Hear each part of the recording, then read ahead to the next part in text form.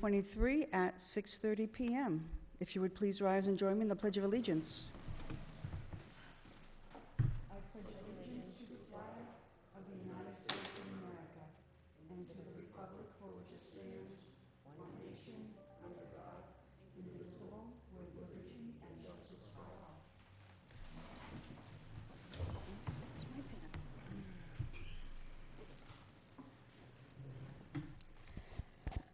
Thank you. I need to ask if there's anyone in the audience this evening who is audio or video recording. If you would just raise your hand and identify. And I see none.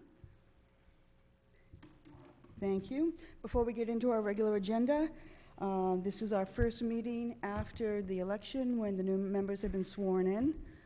I'd like to welcome Mrs. Melissa Blanchard as our new member.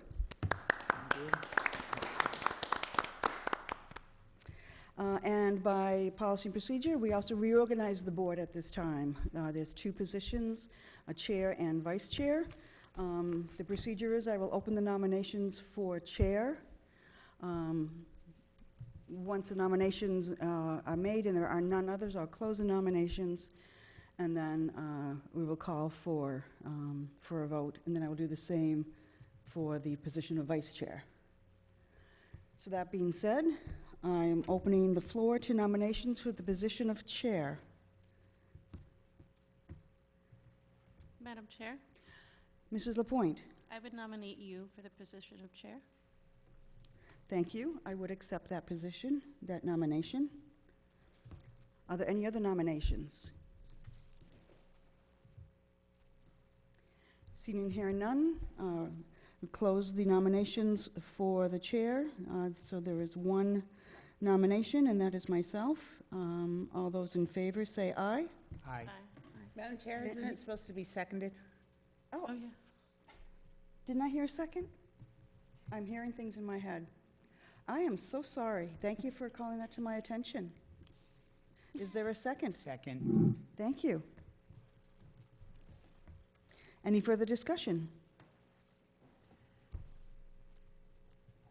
All in favor say aye, Aye. Aye. and I will vote aye. I will now open the floor to nominations for the vice chair position.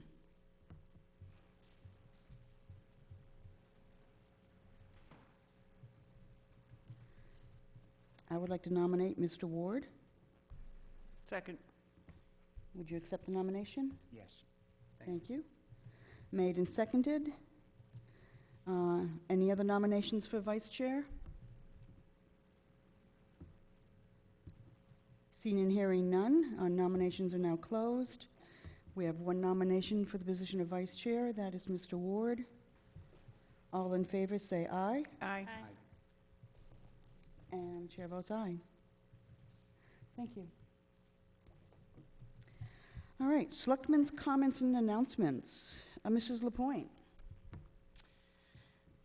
I think just a kudos to all the volunteers, Heal Winchendon, and all the volunteers that put on Taste of Winchendon. Was it just last weekend, I think? They did a fantastic job. It was very well attended. I saw that the workers were kind of overwhelmed only 20 minutes in because the lines were so long. They had a good turnout. So thank you to everybody who put the time in, everybody who attended. I'm sure they're hoping to do it bigger and better even next year. So Thank you. Mrs. Anderson. Nothing at this time. Thank you. Mr. Ward. Madam Chair, Yes. I would like to thank the voters who showed up at the annual town meeting. This town meeting form of government doesn't work if you don't have citizen participation. It'll go away. So we really appreciate all those residents who came out and voted. It was really appreciated, and we thank you for coming out. Thank you. Mrs. Blanchard? I'd just like to thank all the voters as well that voted for me. And that's all I have. Thank you. And I have nothing at this time. So moving on to public comments and announcements. Is there anyone in the audience this evening who wishes to address the board on an item that's not on our agenda? And I hear and see and hear none. Moving on, we have no public hearings this evening. We have no appointments and resignations this evening. Item number 5, permit license applications. We have a slew of them. And as noted, some came in today. So we did an addendum to the agenda as a time sensitive, and we wanted to make sure that we don't miss anything. So we will start with 5.1, Winchton Music Festival Community Park on August 18th. Good evening. For the record, please state your name. Hello, my name is Tiffany Newton. I'm the recreation coordinator. Thank you. And what is this for? So we worked with the Winchton Music Festival. I don't know if you guys are familiar with them. They come to town. They do free musical performances, typically at the Historical Society, occasionally at the library. We worked with them to have them perform at the amphitheater for 2 separate events. The first one on August 18th at 6 p.m. That would be Andrew RCC and some other Winchton Music Festival artists. And then August 27th, they were very excited to bring in the Worcester Jazz Orchestra. They said they've never been able to bring them here before because of the size of it. So they were very excited to be able to use the amphitheater to bring them in. Very good, thank you. No issues from department heads, it appears. Questions, comments from the board?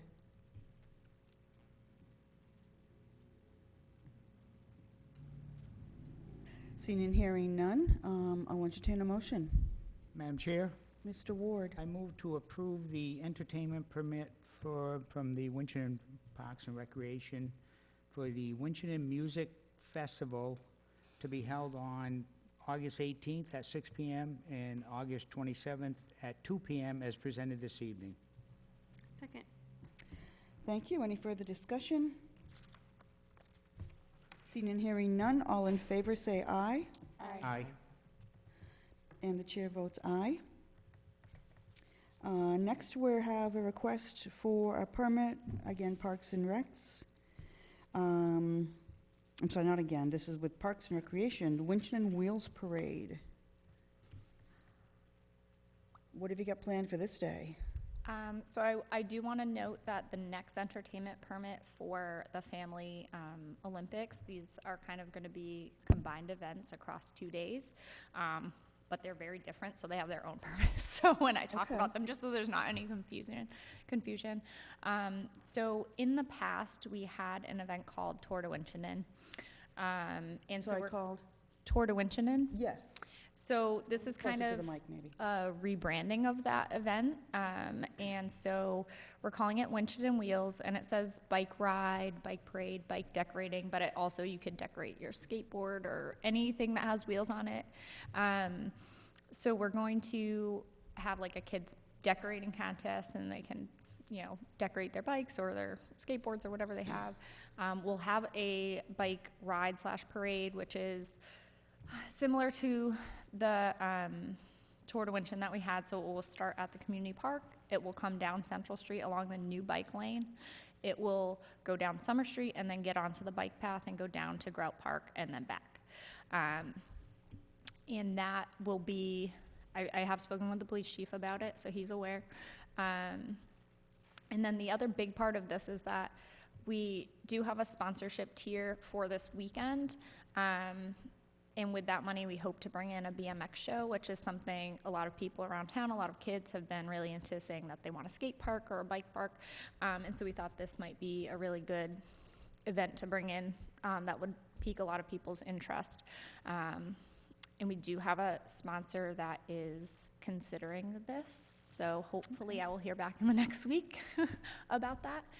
And we'll have some food vendors, like a food truck, ice cream, and that kind of thing. Thank you. Questions, comments from the board? Madam Chair, Mr. Ward? so the route goes down to Grout Park. Yes. Is that the short, because you're listing a short and a long? We originally had been talking about doing 2, so we're actually only going to do 1, and it's going to be the short one to Grout Okay, Park. I'm sorry thanks. about that, yeah. Thank you. Anything else from the board? Madam Chair, Yes, Mrs. Lapointe. for the BMX show, are we like hiring entertainers to come in and do it? Yes. Or are people invited to do their own? No, we're hiring a company to come do it, yeah. I was just worried about injuries and. Oh, no, absolutely. It's a professional company with their Okay. own insurance and everything, yeah. Thank you. Thank you, Mr. Salzback. There's the path right now. Anything further from the board? Madam Chair, I think I'm just concerned about traffic flow for the parade, knowing that you're going to have to like cross by Blair Square as you come down Central Street to go down to Grout Park. It's gonna cross at Summer Street, so right after the Clark. Oh, okay. Yeah, so we're not gonna Right. go to that intersection. And like I said, they'll be using the new bike lane, hopefully showcasing the use of that for town. And I did speak with Chief Walski today just to confirm that everything was, okay. He said that he's happy to, have his on-staff duty just kind of go out on Central Street during the time that they'll be on there, just in case. So I'm still kind of confused because if you're riding a bike, you're supposed to be riding with the flow of traffic. Would they still be crossing Route 12? Will not be crossing Route 12. Well, they'll be in the bike lane, Right, which is on, so There is no bike lane on Route 12. they're no, not on Route 12. no. That's the part I'm concerned about. Are they Okay. going to be crossing over? They're just on the bike path. The only time they'll be on the street is part of Central Street and, part of Maple Street down to Central Street, and then the side street of Summer Street, and then they'll be on the bike path the rest of the way. From Summer Street? So they're going to, They go down Summer, like towards the bowling alley. and then they're going to they get hook it on the around bike and go back up on the bike lane? Yeah. Okay. That makes more sense to And me. then come back the same way. and come back the exact same way, yes. Okay. Okay.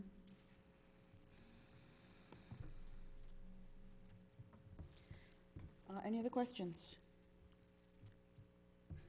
If there are none, I'll entertain a motion. Madam Chair, Mr. Ward, move to approve the Parks and Recreation's entertainment permit request for Winchendon Wheels to be conducted on September 16th, starting at 10 a.m., as presented this evening. Second. thank you. It has been motioned to approve and seconded. Any further discussion? Seen and hearing none. All in favor, say aye. Aye. Chair votes aye. Next, we have Part 2, Yes. Parks and Recs, Winchendon Family Olympics. This is for the community park on 9/17. Ms. Newton?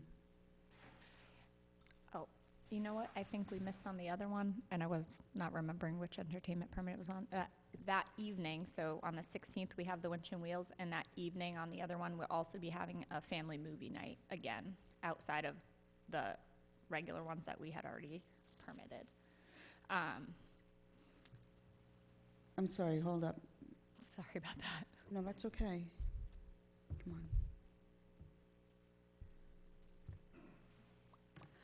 At movie night at dusk with concessions, okay. Yeah.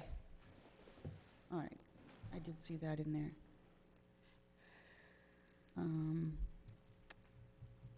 The motion doesn't mention the movie night. Do you think it's okay the way it is? I think it's part of the The Winchendon Wheels. Winchendon Wheels, because isn't it related to the? It's on the same day, and it's the part of movie. that whole kind of weekend Okay. and Yeah. event day, yeah. All right, just want to make sure Okay. we're covered. But I Right. just wanted to make sure everyone was aware, because I realized we didn't talk about that. Thank you. Yes. Okay, 5.3.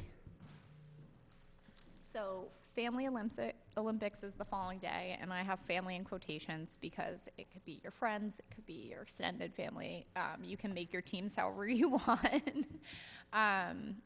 So we'll be hosting that at 1 p.m. on a Sunday. It will be between 8 and 13 events, depending on how many families sign up and what we feel is a good time frame. We'll be having a pizza truck there, and hopefully possibly some music.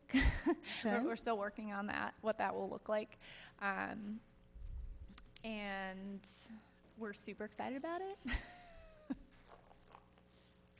Yeah. definitely something different. It's fantastic, some of these things. All right, I don't see, pardon me, I don't see any issues from department heads. Questions, comments from the board?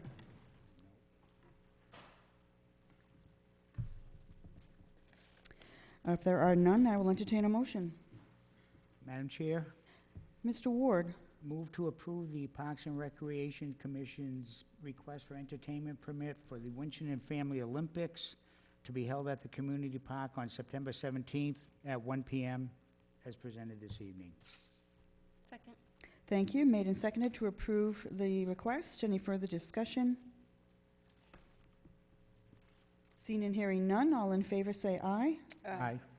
And the chair votes aye. Thank you. Thank you. Next up, we have the Veterans Office Legion Memorial Day Parade request. Good evening. If you would, for the record, state your name. Stephen Bassett, Winchendon Veterans Agent. Thank you. So this would be on the 29th, a week from today. What's the time frame for it? We hope to start it off at 10:45, 10 o'clock, and then arrive at the GAR Park by approximately 10:45. Okay. 'Cause I remember last year, so it'll be starting at the American Legion Park, right over here. Yep. Okay, at 10. Okay. And then going over, stopping at the World War I, and then over, okay, Yep, and then over to Park Street to GAR. okay. That's a great document. Is that published somewhere? Is that out on Facebook or something? If it's not, we can get it out. That would be fantastic, because it We outlines did put it on the everything. town website. Okay. Thank you. Questions, comments from the board? If there are none, I'll entertain a motion. Madam Chair, Mr. Ward, move to approve the Veterans Office Legion entertainment parade permit for Memorial Day for May 29th as presented this evening. Second. thank you. Made and seconded to approve. Any further discussion? Seen and hearing none. All in favor, say aye. Aye. And the chair votes aye. Thank you. Thank you. 5.5, one-day liquor license. 11 one-day liquor licenses, if I'm reading this correctly, for Wachusett Brewery. Madam Chair, Wachusett Yes. wasn't able to attend this evening, but they did send all their documents over. They were part of the RFP that we put out for the summer series. They were the awarding bidder, so they will be at the community park for all the events in the summertime. Thank you. And this just includes all of them. They just had forgotten one, so we added the August 25th. All right, thank you. Madam Chair, Yes, Mrs. Anderson. their May Festival went exceedingly well. But unfortunately, we didn't really allot for the amount of parking that they needed. Okay. I had a number of complaints about people parking all over the place, and, No, was this Bullspit or Wachusett? Bullspit. Okay, this is actually This is Wachusett Wachusett. Brewery. Oh, I'm on the wrong one. Okay, never mind. Problem. Save that for a few. Yeah. Okay. Okay, so this will be up at the community park. Any questions, comments from the board? Anything further? I see and hear none, so I'll entertain a motion. Madam Chair, Mr. Ward, move to approve the Wachusett Brewery one-day liquor license request. I guess I should read the dates.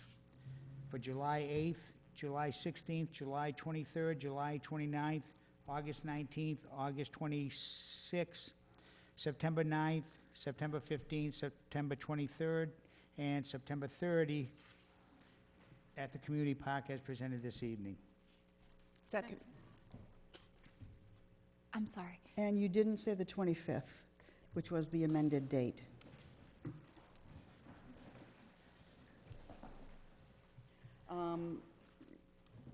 Those dates are listed on one application, but then the second application is to add one additional date of August 25th. And add August 25th. Thank you. Second. Thank you, made and seconded. Any further discussion? Seeing and hearing none, all in favor say aye, Aye. Aye. and the chair votes aye. I love it when we have all these permits and things to do. We had those few barren years during COVID and where it was just so dead. This is wonderful. 5.6, entertainment permit and one-day liquor license, Immaculate Heart of Mary Strawberry Festival. Good evening. Good evening. My name is Sue Polcari. I'm a member of Immaculate Heart of Mary Parish, Thank you. and we are requesting the permit for our annual Strawberry Festival to be held on Friday night, Saturday, and Sunday. Saturday all day and evening, and Sunday morning. Thank you. They hold a food establishment permit, so that is all set. Questions, comments from the board? I just love the Strawberry Festival. It's my favorite. Yeah. Well, good. I hope we see you there then. We are having a barbecue that Friday night, which is something new, Okay. and so hopefully people, those are pre-order tickets, so just so we know how much to make. But the rest will be the usual food. We're having the beer and wine would only be on Saturday, and many booths and breakfast on Sunday. So hopefully we'll see a Now- lot of people there. Sure. Now, I do see the note that as far, the entertainment permit is for the 3 days. The one-day liquor license is only for the 17th. Correct. I know typically they'll get a couple one day so they can bring them in the night before, serve it, and then take care of it the next day. So you'll do it all in the one day. Correct. Okay. Just want to make sure you have what you need. Questions, comments from the board? Thanks See- for doing it again. Seeing and hearing none, I'll entertain a motion. Madam Chair, Mr. Ward? move to approve the entertainment and one-day liquor license submitted by Immaculate Heart of Mary Church for the Strawberry Festival. The event, the entertainment permit to go from June 16th to June 18th. The liquor license request to be for June 17th only, as presented this evening. Second. Thank you. Made and seconded to approve. Any further discussion? Seeing and hearing none, all in favor say aye, Aye. Aye. and the chair votes aye. Thank you. Thank you. Then we have a one-day liquor license for the Winchendon Food Truck Festival. This is requested by Bullspit, scheduled for 6/23/23 at the GAR Park. Good evening. Good evening, everybody. Jim Hunt, Bullspit Brewing. Thank you. So I know that we've got the truck festival that day. You're looking to sit up there as well. Yep, we were there last year, and this is just going to be our second year. It was an amazing event, so we're looking forward to it. Very good. Thank you. So this would be just a one-day wine and malt license. Questions, comments from the board?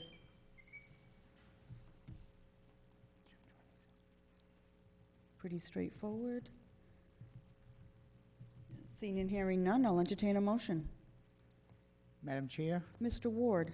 move to approve the one-day liquor license request from Bullspit Brewing for the Winchendon Food Truck Festival on June 23rd at the Grand Army of the Republic Park, as presented this evening.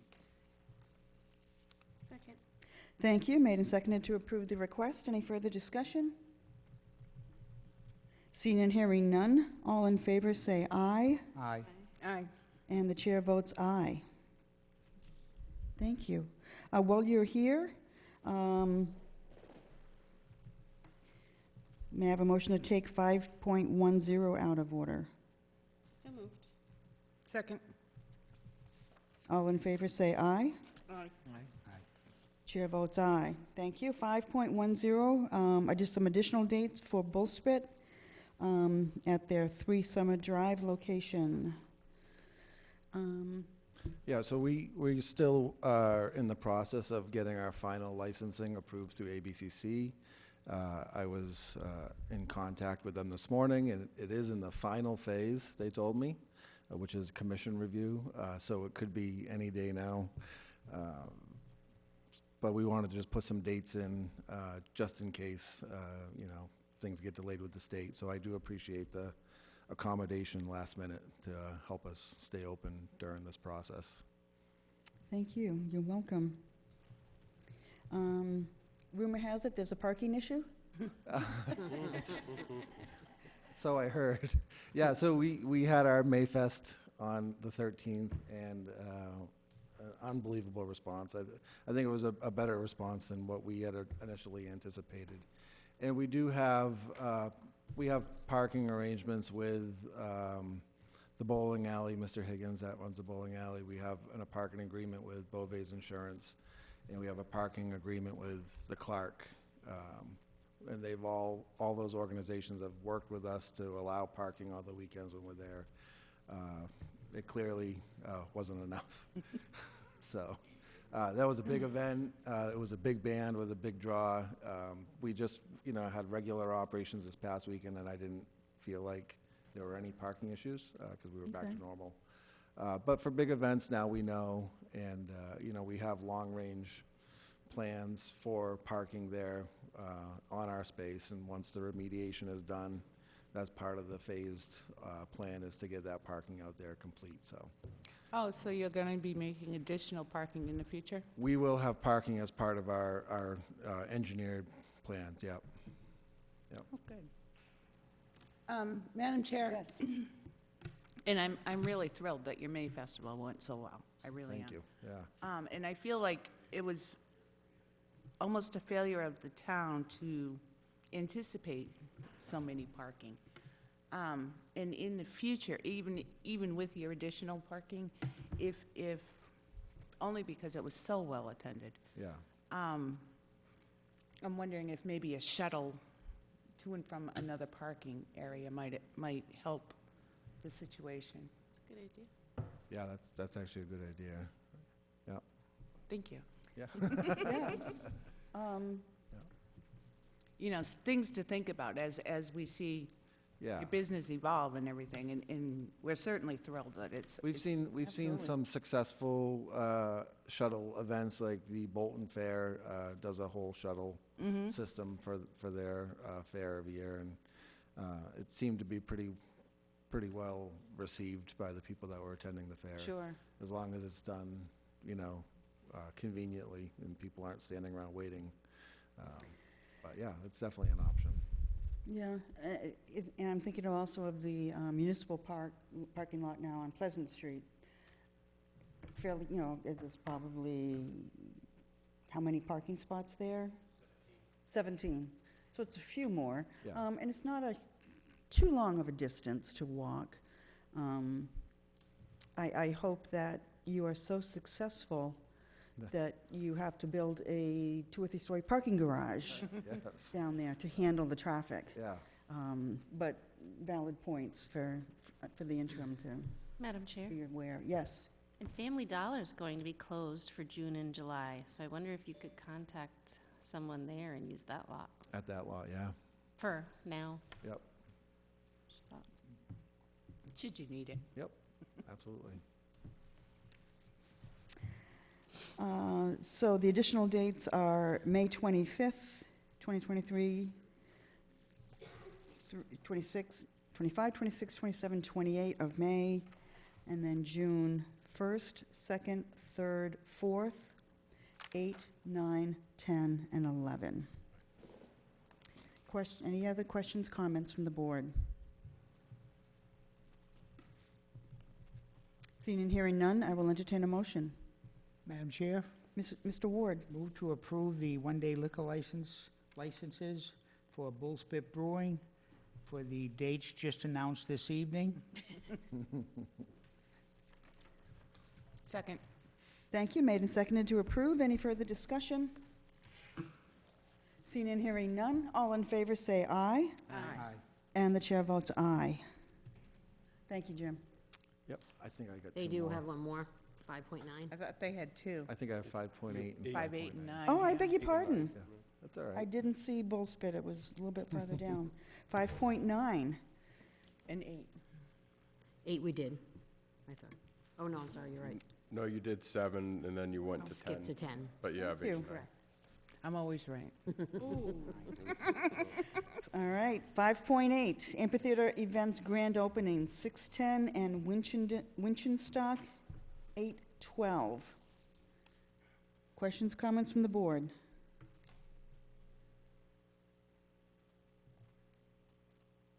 If there are none, I'll entertain a motion.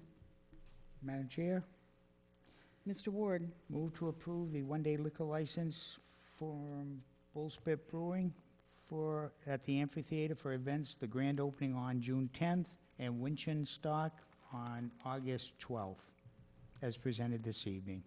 Second? further discussion? Seeing and hearing none, all in favor say aye, Aye. and the chair votes aye. Madam Chair? Yes, I'm Just sorry. out of an abundance of caution, I'm going to abstain from that vote. Thank you. So it's 4 in favor, none against, 1 abstention. And then 5-9, the Fall Festival, 10/7/23. Certainly hope that by October you've got your paperwork from the ABCC. Questions, comments from the board? Anderson. We might want to anticipate, just in case, anticipate parking, like how are they, they're all going to have to go down that Beach Street to get here. Yeah, so this one day is for the mobile permit that will be up in the upper Clark parking Oh, lot. okay. Yeah, we'll have our mobile station up there for the festival. Okay. And then we'll have the official after party down at our site. Good to know. Okay, thank you for clarifying that. Anything further on this one? Seeing and hearing none, all in favor say aye. Aye.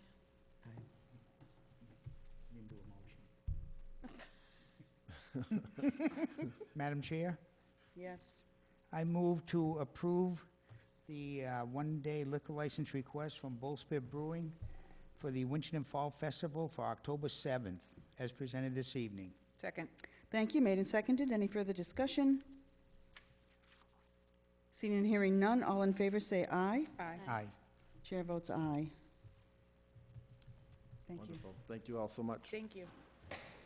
And we have one more liquor license, one more application. This is for Smith's Country Cheese, looking for a one-day liquor license for their June 11th, 2023 Say Cheese food truck event. Good evening. Good evening. My name is Leah Catlin. I'm one of the owners of Smith's Country Cheese. And we are looking for a one-day liquor license to accompany the Say Cheese food truck that we'll have up at our farm on the 11th from 10 to 4. The application says 11 to 4, just to clarify. Yes, it'll be 11 to 4. Okay, that's fine. Just want to make sure we're literally on the same page. All right, questions, comments from the board? How many years have you, this is your third year Of doing an doing the event Say like Cheese? this, we had, actually, they were the first food truck that we had up at our farm. It was May 2017 when we first took over the farm. Oh, That wow. was, Terry was the first food truck that we had up there. And I think we've had her up there every year since then, and now we try to have her up there quarterly. So the last time we had her join us was back in March, and it was a very well-attended event, even though it was very cold. Cold and rainy weather seems to be par for the course for events for us up there. But we make the best of it. Thank you. Questions, comments from the board? If there are none, I'll entertain a motion. Madam Chair, Mr. Ward, move to approve the one-day liquor license requested by Smith Country Cheese for June 11th, 2023, as presented this evening. Second? moved and seconded to approve. Any further discussion? Seeing and hearing none, all in favor say aye, Aye. and the chair votes aye.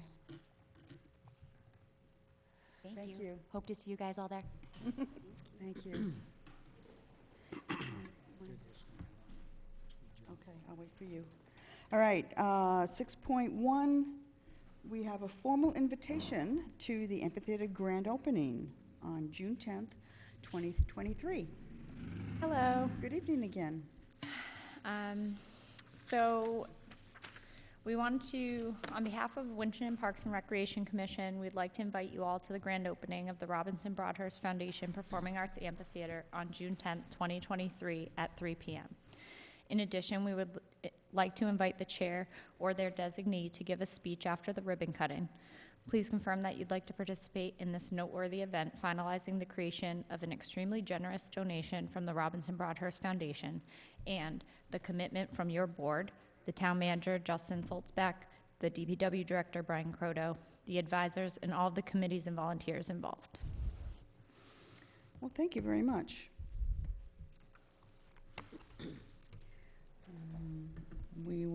I just put it on my calendar. Okay, great, yeah, and I would be pleased to speak. Thank you so much. You're welcome, thank you. Madam Chair? Yes, Mr. Soltzbeck. Oh, my apologies. I was just gonna say, if it's not too much trouble, if you'd entertain taking 7.5 out of order. Are we on the same wavelength? Okay, thank you. You're welcome. So moved.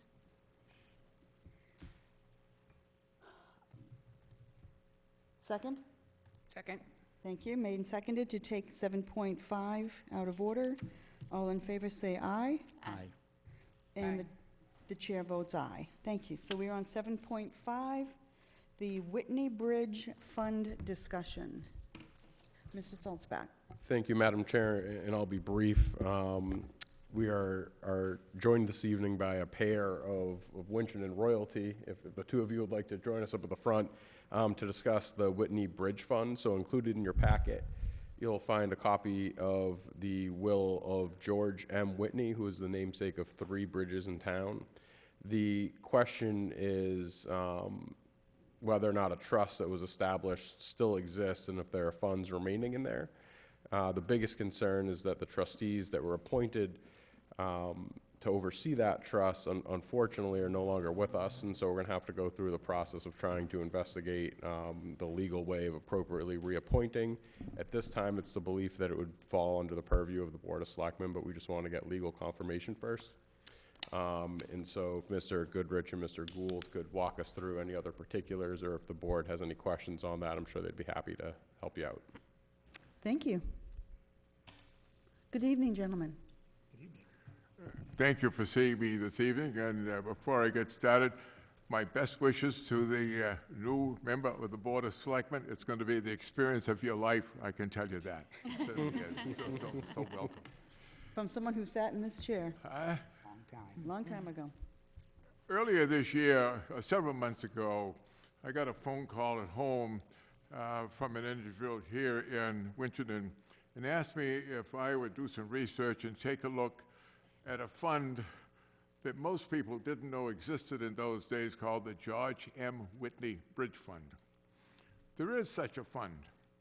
And I finally drove Wendy crazy in the town clerk's office, and she came up, and I think you people all have a copy of it too, a copy of some parts of a copy of a will that was promulgated in 1913 and probated in 1914. And it was from the estate of George Whitney. Unfortunately, things were done a little bit different in those days, and the will itself basically, excerpts of it, you do have in front of me. There was such a person, and he did leave, for the benefit of the taxpayer, a sum of money for 4 bridges in Winchendon, all entitled the George M. Whitney Bridge. And I'm sure you all know where they are. One down here on River Street. There's one on Glen Allen Street. There's a couple down to Waterville. And in one particular case, the one in Waterville, perhaps the fourth one, is between the old Whitney Manufacturing and MH Parks. That is a Whitney bridge. I looked at it yesterday. What eventually happened was the will got challenged, and it finally got straightened out. But the key to this whole thing is on page 12. And this is what it says. The trustees shall annually render to the town account of said trust. Well, the trustees are long since gone. The Board of Selectmen, believe it or not, as executive officers of the town, don't appoint them. They have to be appointed by the probate court. Well, I spoke to Selectman Ward, I spoke to Mr. Goodrich, and I bugged the daylights out of your town manager and so forth, and suggested, and I guess the way I understand it, he has talked with a law firm and so on and so forth. The reason I bring this to your attention is this fund was set up for the benefit of the taxpayer. Not too many people do that anymore. And there are ample funds in that, at least as far as I know, and I'm not going to tell you what the figure is because I really don't know. And I bugged a couple of people this afternoon that used to work in the treasurer's office, and they said, "What fund?"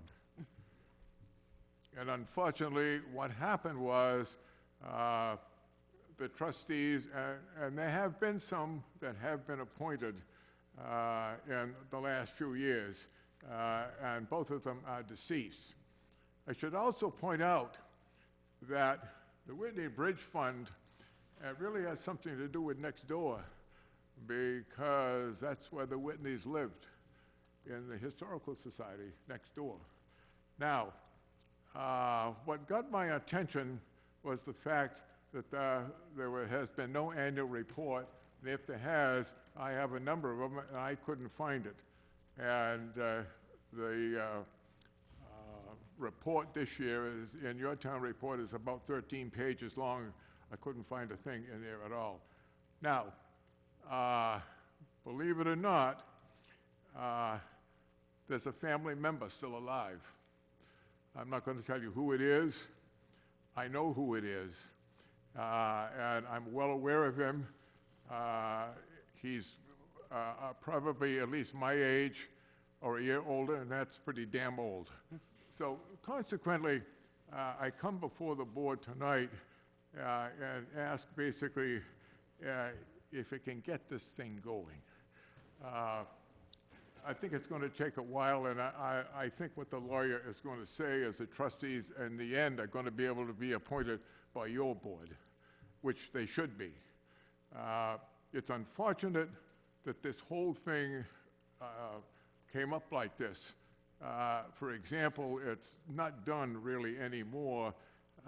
Most of the time, when something is left to the town, the Board of Selectmen, the chief executive officers of the town, have the full say. In this particular case, they do not.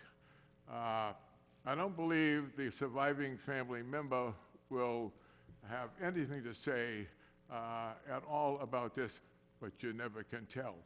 My point is that, and I'm sure my colleague over here from Board of Public Works hopes that this thing's get going, because it's going to give him some serious money to take care of these 4 bridges, 3 of which need some work. The one down at Waterville, if you go take a look, and you take a look at what he said in his will as to how they would be constructed, that really isn't. The outside of the bridges and the edge of the bridges were to be constructed with mortar and brick or granite. This particular bridge was not. And a few years ago, and I do remember this, there were some funds expended from this on doing some work down on the Waterville Bridge. And if you go down and take a look, all the railings are steel. They're not brick and so forth as is, but there's some work that really needs to be done there. So my point of coming here tonight is the taxpayer can use all the help they can get. There are some funds here. I will be glad to help in any way that I possibly can. And there's others that have been helped. Mr. Gurich beside me has helped.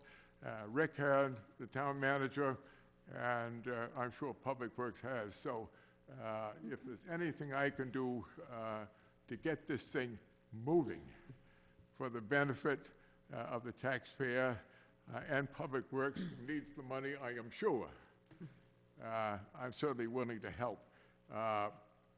The will itself, I'm not sure if Attorney LaPointe took a look at it. She must have shuddered at some of this. I'm reading it right now. I mean, it's, I'm excited to see that after all the bridges are built or repaired, we can use it on the highways leading to the bridges. So there's some road money. well, I've seen enough, I've seen a lot of them. I've never seen one like this. It's old. I think that, I personally think these are excerpts. I don't think it's the whole thing. I don't think it's in and order, so on and yeah. so forth. And there's a couple of things in there that I won't go into if you read between the lines and so on and so forth. But Mr. Whitney was very explicit as to what these bridges were to be made of. And, you know, and with that, hopefully the board can get this thing moving through the efforts of the town manager and his successor or whatever, because it's going to be a big help to the taxpayers, because I am sure that Public Works is going to tell you that all 4 of these bridges need some work. Thank you, Mr. Gould. Questions, comments from the board? Madam Chair. Mr. Ward? So I spent about an hour at the library this afternoon, late this afternoon, crawling over the workspace over there, trying to get into the files that they have. And if you look in the town history, in 1917, they did their first annual report to the town on this fund. It had a total of $81,546.35. So knowing that they had to do an annual report, I tried to find out where did this thing break apart, that it's no longer an annual report.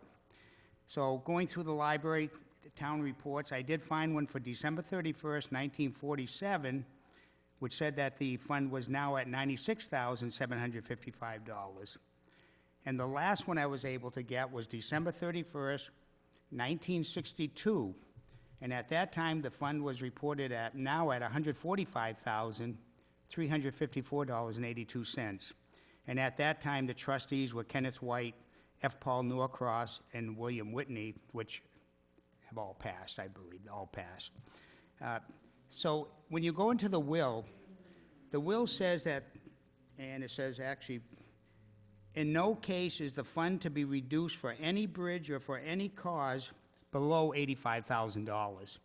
So that money, if everybody's staying true to the trust, should be quite a handsome sum of money at this time, because you can see in '62 it was $145,000, and as Mr. Gould pointed out, I think after that point it was used in Waterville for some repairs. It might have been earlier, but there's been no new bridges built after that time, so we got those bridges. Now, in respect for Mr. Whitney, if you read that will, every one of those bridges, by his request, is supposed to have a sign on it that says, in effect, that this is a George M. Whitney Bridge. Now, I don't think all those bridges have those signs anymore. And if we're going to pursue this fund and use this fund, I think we need to put a little bit of a sign on each bridge that's saying this is a George M. Whitney Bridge, because that was a request of the will, and that's what the town meeting voted to accept this will, accept this decision way back at that time. So that's what I found so far, and I'm looking forward to getting into the library and getting a lot more to find out if this thing wouldn't be on 62.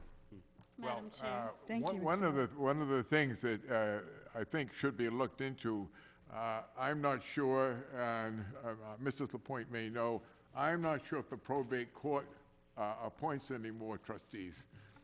Nah, they could, if they have to. Madam Chair, I was Yes. going to point out that, and maybe Mr. Ward in your research, it looks like that if we ever declined the gift, if we had ever, at any point declined it, it looks like it would have gone to Mass General.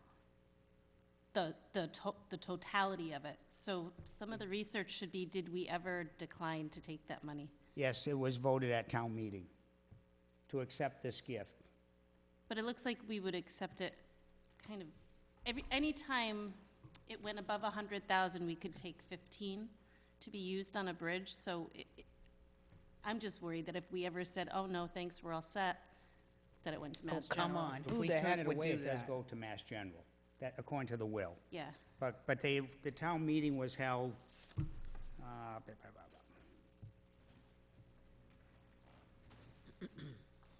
let's see.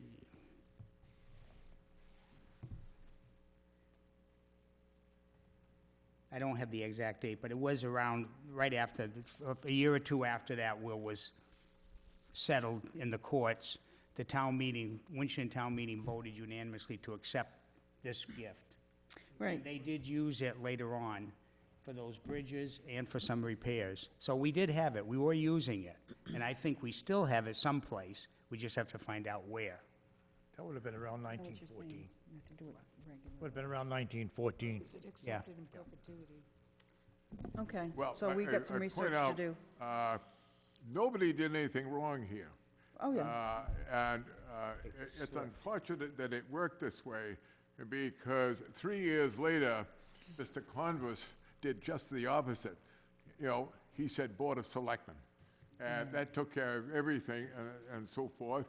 But there again, that thing sat there until I finally found it about 10 or 15 years ago, and so on and so forth. And lo and behold, after we did some figuring, in the year 2017, there was $350,000 that we were able to give out, you know, from the Congress I fund. remember that, yep. But the Board of Selectmen had the total say of the particular matter. This one somewhat puzzles me, and so on and so forth. So, and as far as trustees are concerned, I do know the last two. They're both deceased, and there were some within the last 25 or 30 years. I'm not sure how they got appointed. I went through all the minutes that I had, and it just simply wasn't there. But I think essentially that what the board needs to do, and hopefully the law firm will agree, that you need to appoint 3 trustees, and they need to put into the town report every single year what is there for money. I think this is only fair to the taxpayer, and it's really what I'm here for tonight, and I'm happy to help and so forth. And but this is what you run into. Wills like this are Yeah, Madam something else Chair? again. yeah, really. So, if there are no other questions, I want to thank the board for seeing me and so forth, and would be glad to help. Thank you. Mrs. Lapointe? Just a point of history coming full circle, it's kind of neat, I'm amused by these things. I see that Eaton D. Sargent was one of the selectmen on this document. I live in the house that he built in 1905. Yeah, isn't that cool? Anyway, Absolutely, yeah. So, Mrs. Hillsback, the next step is we're waiting to hear from legal counsel as to how to proceed on this? That is correct, and just for the sake of everybody's expectations, I guess 2 points. One is probably gonna take a while. The other point is, and while it's unknown how much money is actually in there, the cost to repair a bridge has escalated exponentially over the past decade. And so you could be looking, you know, each of those bridges could be $1 million each to get them up to speed. So just, either way, money's money. You know, the town will take it, but just for the sake of setting expectations. All right, thank you very much. Thank you very much, Mr. Thank you. Gould. Thank you very much. Madam Chair? Yes, Mr. Ward. Just found something else. I just want to point out that the town meeting was a special town meeting held on December 17, 1914, and that's when the town accepted the gift. All right, thank you. I want to say goodbye to Would you take, I just want to say goodbye to Mr. Gould. So 6.2, Mr. Ward, to you.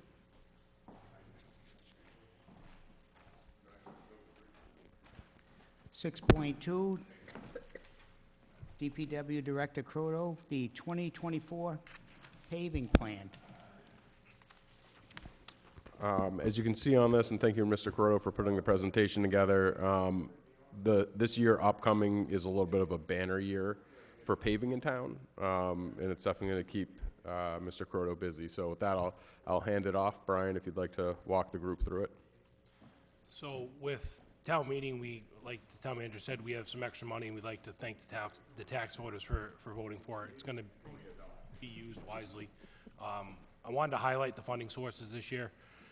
First off, free cash is funding at $550,000. We got a 5-year borrow at $450,000. Our normal Chapter 90 is $470,000.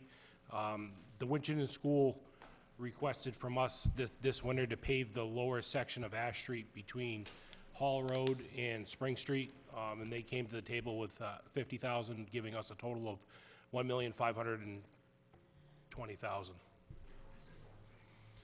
So last year we had a road scan done, and we had a lot of roads in red. So I took that into consideration.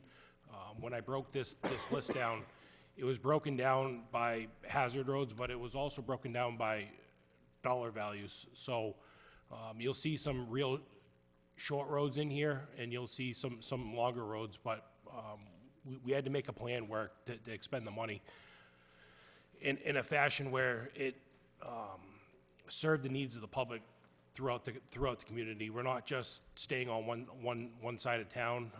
We're kind of all over the place, getting some roads that have needed some much needed help. I'll go road by road and explain what we're gonna do. Royalston Road North is gonna be a full reclaim, so they're gonna grind the, let me explain first what a full reclaim, a mill is. So full reclaim is when they come in and they mix and blend everything that's there now. It gives you a better base, it gives you something, so it's a lot more stable. Milling is when they come in and take about an inch and a half of the top. The roads are generally in a little bit better condition. It allows us to have a 15 to 20-year lifespan on that road by doing a mill. I wish we could do all reclaims, but we don't have the funding to do it. It's so expensive. And then the third way is when we do a leveler and a top. We take an existing road, we put a 1-inch leveler, and then we to take the craters out, put the crown back in it, and then we come back with an 1.5 inch top to cap it. That's going to get you a 15 to 20-year fix as well. The reclaim is going to get you a 20 to 25-year fix. It's a little bit better. So Royalston Road North is in horrible shape. That's a full reclaim. That one, because of funding and the amount of work that's going to be required on the drainage on the sides, we're proposing to just reclaim it and put a binder this year, knowing that we have to come back and put a top. But I don't want to do the side of the road work and the other work with top on it and take the chances of making a mistake and putting gouges in it. So Royalston Road North, Bosworth. I'm sorry. Just to confirm, Royalston Road North, that's going to be from the bridge Correct. west. From the bridge to the left on Brooks Road. So it may go, 50 to 100 feet past where Brooks Road is, but yeah, that's exactly where we're looking to go with it. Okay. Full disclosure, I live at the corner of Brooks Road and Royalston Road North. There is an additional stretch down Royalston Road North beyond where Brooks Road is. We're gonna go to where it says unmaintained now, so it's gonna go almost to that driveway, yes. All right, thank you. Bosworth Road, not positive to where we're stopping. I think technically we have to stop at that turnaround that's there now, which is gonna gain us a little bit more asphalt. I need to do some research to find out if from the turnaround at the end to the last driveway, whether that's town accepted or if that's considered a driveway, but it's going to the turnaround at this time. Brooks Road runs from Royalston Road North to River Street. The one thing I do have to know, Bosworth Road is gonna get a binder and top.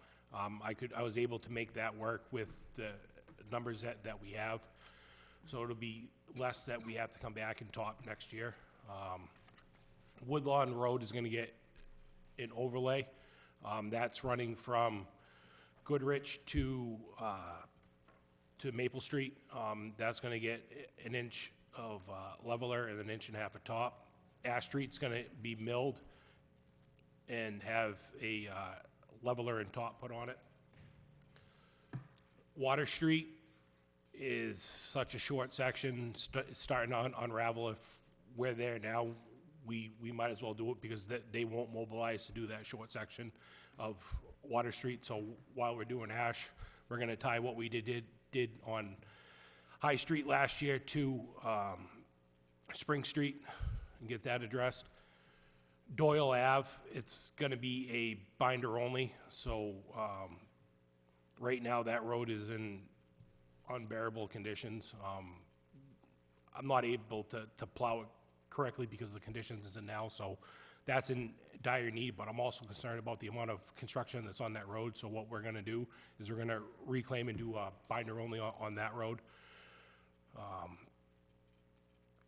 Pleasant Street is gonna be the second half, so we have the money right now, they're coming in next month, they're gonna mill it and put a leveler. In the 24, we're gonna come in, raise the structures and top it to finish that off. Madam Chair, Yes. can I ask a question? Yep.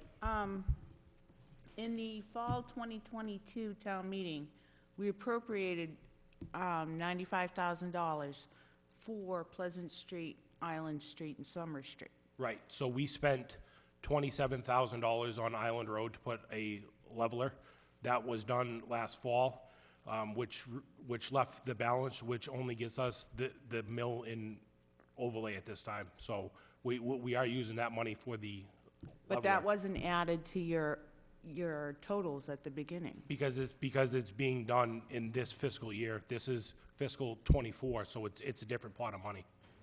That project is gonna straddle fiscal years, is what he's saying. So we're gonna have two different companies. So Mass Broken Stone, who has a contract as of right now, is coming in. They're gonna mill it and they're gonna put an inch leveler down. Keating, who has a contract for fiscal '24, is gonna come in, raise the structures and top it. We don't have enough money to address that all at once. So some of that work is being paid for FY '23, And and then the rest of it's '24. Correct. Okay.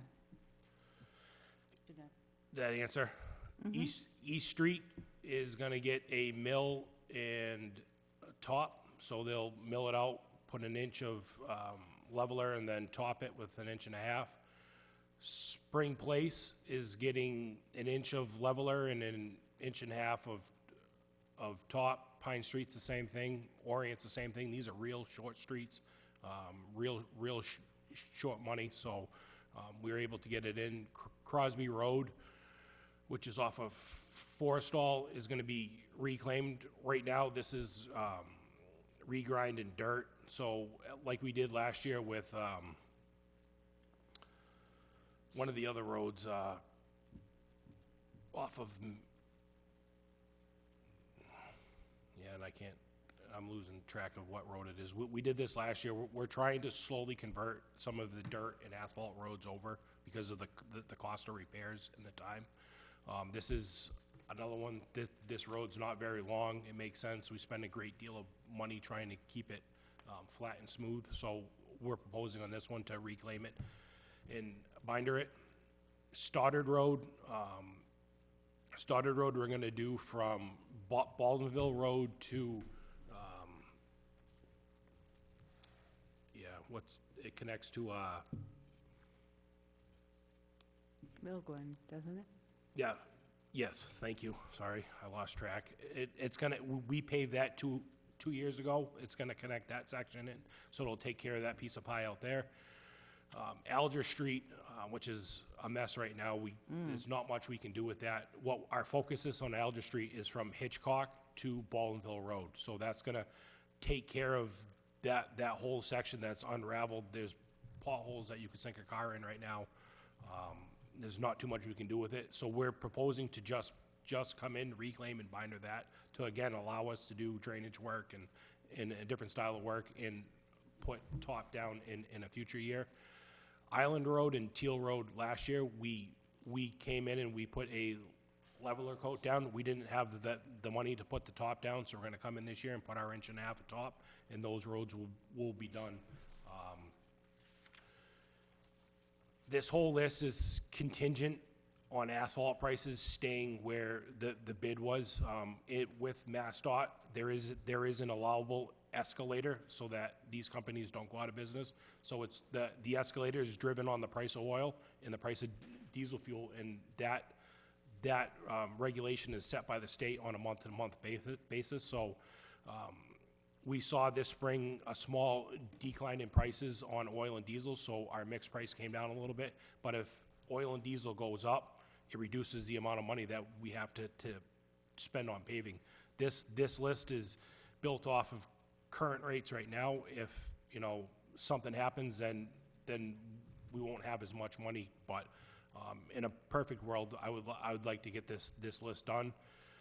We have a small contingency built in, not knowing what's gonna happen when we open up some of these roads. So there's a potential that we could get some other roads done later on. There's a bunch of roads up the lake that need a lot of attention. We're looking, Eastman Almanac would probably be one of my first, but it all comes down to how we make out with getting these roads addressed first, and then we can go back and see what we have. Even if we could get an inch leveler on that road, it'd be better than nothing, and we can address later. Any questions? Madam Chair? Yes. What about Front Street right out here? It's horrible. So It's embarrassing. Front Street's gonna be addressed in the same fashion that we just addressed Ballinville Road. There's gonna be a skim coat or spot paving done. One of the factors in the grant that we have for Blair Square is pavement conditions. So if we come in and pave this road in 100% entirety, the state will pull the funding out for that project. Yeah, but we've got to fix those potholes, and every time you pound whatever it is you pound into the holes, it just comes out with the next storm. Yeah, no, And it's all over the place. It's gonna be addressed. It may be in June or it may be in July. It all depends on the budget, where asphalt being as expensive as it is, we go through a lot of money very quickly.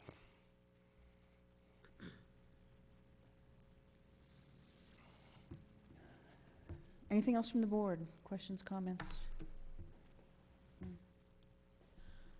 Thank you, Brian. Thank you.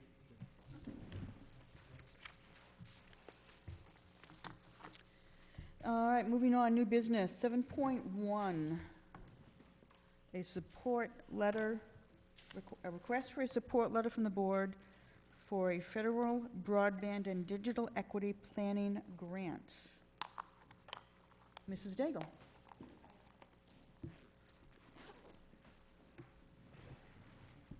Good evening, everyone. Hi. The Massachusetts Broadband Institute has announced some funding sources, some grant opportunities for a digital equity grant. What that means is everybody in Winchendon who would like to have access to the internet, this grant would fund the study to find out what those needs are and why they don't have it. Here in Winchendon, we have a lot of rural issues where people actually don't have cable from Comcast, and there's also the affordability option of it too. So this study will fund a comprehensive study. A consultant would be hired with the funds to do all the work for us. We'll support them with setting up meetings and that kind of thing. MRPC is involved in this. They'll probably be the consultant that the town selects if we do get awarded this grant. And it's probably like an 8-month process. And what we're looking this evening, what I'm looking for is a letter of support from the board for this grant request. And there's a draft letter in your Dropbox and a bunch of information as the town manager is showing up on the screen. Thank you. Questions, comments from the board? Madam Chair? Mrs. Anderson? I would like to thank Ms. Daigle for doing all of this work that I think it is so important, especially during COVID. We found out just how many people in town did not have access to internet. So we really do have to upgrade and make sure everything's equitable. Now, I'm wondering, is there anything, maybe additional support from the Communications Committee? That a letter from them or you involve them at any point if need be? So there is a list of stakeholders that's part of the grant application. Okay. And I have listed Ms. Anderson as the chair of that committee. Okay. And there are other stakeholders like the senior center, the library. I've reached out to the housing authority. I've reached out to the school. Bill Clinton is going to be a stakeholder to help us with all the planning process. Actually, if one of the selectmen, possibly Ms. Anderson, since she's already a stakeholder with the Communications Committee, might want me to list them, or if they would allow me to list them as a stakeholder in this process. Yeah, anything that'll help. Absolutely. Madam Chair. Mr. Salzback. And if I could just add to this and echo the sentiment that Mrs. Anderson pointed out, during the COVID-19 pandemic, there was a huge stress on the system and a focus on expanding broadband because of the fact that it really exposed, particularly in rural communities with limited resources, the lack of access that a lot of communities had. And as part of that, going through the process for CARES and then after that, ARPA funds, a lot of the focus was on infrastructure, and we talked a lot about water and sewer, but the other category was broadband infrastructure, and that was a big piece of what we were working on. And so just as a reminder to tie this in, I just wanted to thank Mrs. Daigle, who, despite retiring earlier in the year, is still here, putting in some hard work, and we appreciate the fact that she's putting effort into this and several other special projects. And as a reminder, those, for people who may be wondering, we are funding that additional push from Mrs. Daigle through ARPA to carry us through the fiscal year. So thank you for the work you're doing. You're welcome. Thank you. Anything further from the board? Questions, comments?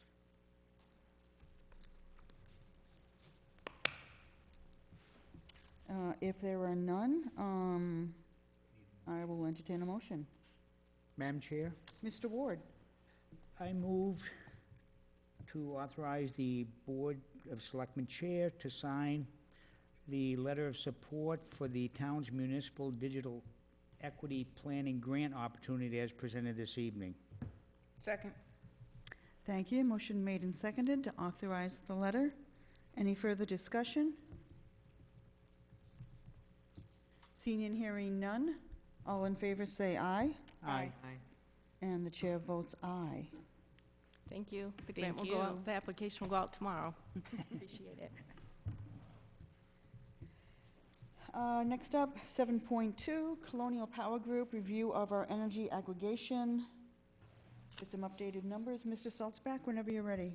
Thank you, Madam Chair. So this process is always a unique one in that we don't get the figures until the absolute last minute. And so I did provide a memo in your packet over the weekend, just highlighting that I had a meeting with Colonial Power Group today.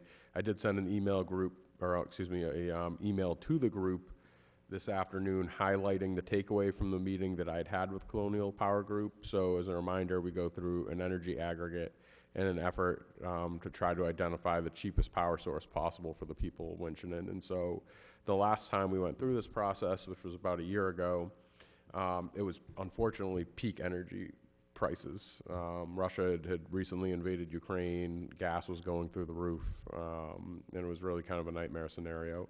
And so what we're looking at now is a pretty substantial softening in the market. the recommendation from the figures that Colonial Power Group had put together was a 24-month agreement through Constellation for .148, and that's a 30% decrease from the current rate of .235 that we're currently experiencing. I did want to highlight as a comparison through National Grid that presently they have a lower rate of .141. However, going into the winter, they always spike, and so it's projected to hit .190. And that's an important takeaway. There was also provided in your email highlighting, without calling out specific names, a combined rate comparison, trying to give you a good idea of the benefit, I guess, of going for a longer term agreement. And so you can see you could do like a 6-month stopgap measure, but it would be significantly higher than if you went for a full 24 months coming in at .14881. So if anybody has any questions about that, now's a good time to ask. But in addition, if the board's comfortable moving forward based on these numbers, this is indicative pricing, so it's not exactly what it's going to come in at. And we won't know that until the official day when they pull numbers, which is coming up on Tuesday, June 6th. And so if the board would like to move forward, my request is to authorize me to enter into an agreement. My recommendation would be if it's within, .25 of what that figure is or something like that, because it is going to fluctuate in one direction or the other. Thank you. Questions, comments from the board? I do have a comment. Yes. I think that they had, by locking into the contract that we locked into last year, we are now paying higher than normal rates going through them. And I do know that there are suppliers with lower rates. I have one for, I think it was 11, I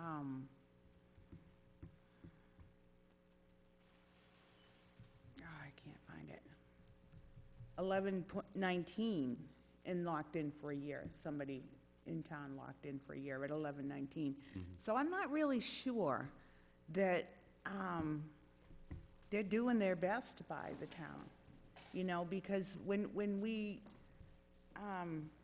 negotiate with them, we would expect that because of the bulk that they get out of Winchendon, they would give us a better rate, and I've been nothing but disappointed with them.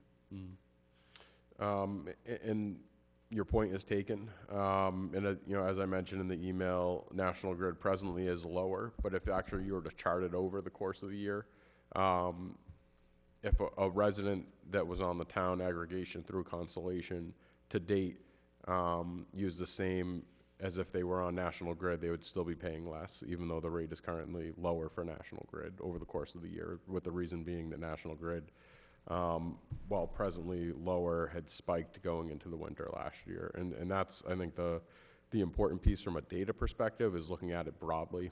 If you really narrow the scope down, you're always going to be able to pick off a 1, 2, or 3 month period where someone can kind of beat you. But I'm talking about another supplier who locked in for a year. So the other takeaway is, which you've kind of highlighted in your point, is a resident can switch at any point in time. And I think that's the important takeaway. And so if you're really locked in on this, which some people are, it's a borderline hobby, you can call around and try to find somebody better. If you find you're at a point where it's that time of year where National Grid is lower, you can switch over to National Grid and get right on National Grid for the next billing cycle. If you find National Grid's going up, you can flip right back. So this doesn't necessarily make you participate. It does not make you participate, but it provides an additional option. No, I understand that, but the town has historically always provided the best deal to our residents. And I think it's very disappointing that I don't feel they've been giving us their best deal. I mean, I could file it under a personal shortcoming, but the numbers are what the numbers are. There's not much I can do. And I think the energy crisis that we've seen roll out over the past 2 years is a little bit of an outlier in terms of the fluctuations we've seen for energy costs. You know, I think there are instances on this where you win, there are instances where you lose. And once again, what I'd say is look at the data over the long term. And so if you'd stayed with Constellation over the long term and had the same amount of usage under National Grid, just by example, you would have been paying less. So your point is taken, but there's not much you can really do. The numbers kind of are what the numbers are. So our current agreement expires December 1st or November 30th? Correct, yep, at the end of November. Okay, end of November 2023. So we have, you know, the board, we have a choice. I'll open it up to the board. Continued input from the board. What are the thoughts? What direction we want to go? Misses the point. I think what I was hearing Barbara trying to say was, are there other companies that we can look at to contract with, or is it just National Grid and Constellation? So what you're looking at on this list, and the names have been redacted, but that list is actually comparing several different options. Okay. It just so happens that Constellation came in as a low one this time around as well. Okay. Yep.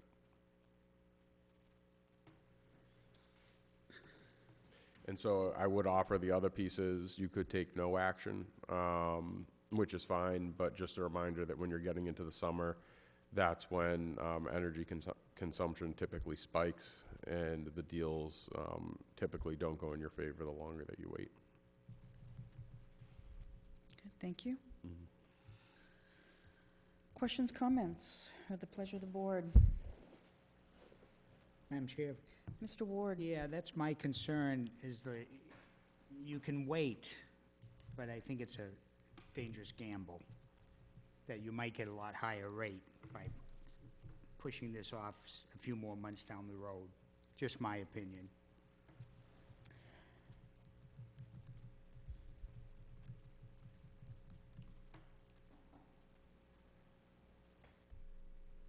Any other questions, comments?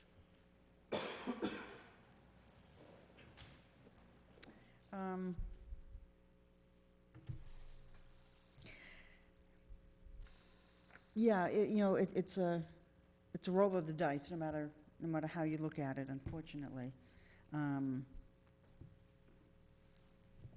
Is there, refresh my memory if you would, Justin, is there something in the contract that states, you know, hypothetically, we agree tonight that we're going to authorize you to go 2 years at the 14881. Is there something in the contract that states that should rates fall by a certain percentage, it's adjusted, or are we locked into that for those full 2 years? So I've asked the question too. So part of the reason why why the rates are lower the longer you sign on is because you're locked in for the length of that period, but B, is they're trying to incentivize you for locking in for that time period. Okay. And it's always a little bit of a gamble, but once again, just given the way things are, and given the climate around energy right now, it's just a really volatile time. So it's hard to take a guess. Yeah, understand. Yep. Okay. So you could, you know, to that end, do a shorter term. Paying more upfront. Yeah, so it would buy you some time, and you know, you could 6 months later find that the market really softened and you get a very good deal, or you punted for 6 months and now the rates are way higher. And unfortunately, no one has a crystal ball. I did ask about, by example, if you look at the 2 columns shaded, or rows, excuse me, shaded in blue for 6 months. Mm-hmm. So that's a situation where for the first 6-month period, starting this December upcoming through the end of May, you'd be paying 0.17, but then for June through the end of November, you'd be paying 0.13. So it's a split rate. The feedback I got from them was that if anything, that kind of confuses people more than anything else, because they see that they have one rate for 6 months and then it's changing again 6 months later, and it kind of creates a little bit of an instability. And in their experience, they typically have found that people prefer to have that stability. Even the 1 year that we took last year to kind of buy time to see where things went is not typical. You usually want to try to do a 2 or 3 year agreement. And I would say, to the credit of this group, in buying that year, you did see a decrease, which was good. So you made the right choice there. Yeah, and just doing the math, it doesn't make sense to do that split 6, because if you add the 2 together and divide by 2, it averages out to 1522. Mm-hmm. Well, now we're getting into blended rates. Will come in handy for the water discussion upcoming. Yeah. Yeah. Yeah. Okay, thank you. Mhm. What is the pleasure of the board?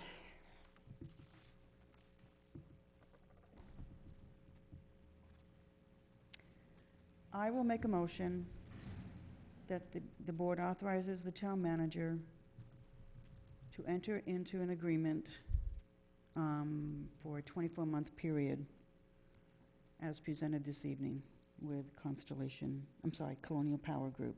Madam Chair, Yes. could I just specify that these numbers are indicative and we're going to get the actual numbers on the 6th? And so Yes. maybe if you did, you authorized me to enter into an agreement for 24 months not to exceed .15, and if it does, then I have to bring it back to the board to review. Thank you. I'm fine with that as the maker of the motion. Second? Thank you. It has been made and seconded. Any further discussion?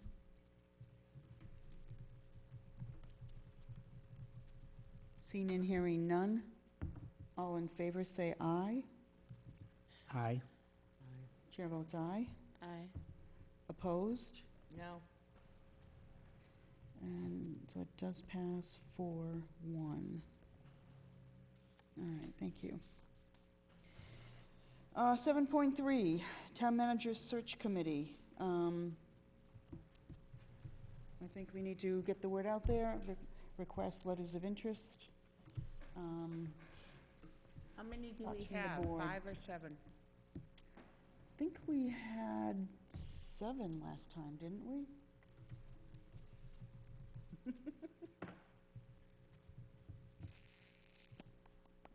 Would that be a screening committee? Is there a difference between a screening committee and a search committee? No. So it was 7?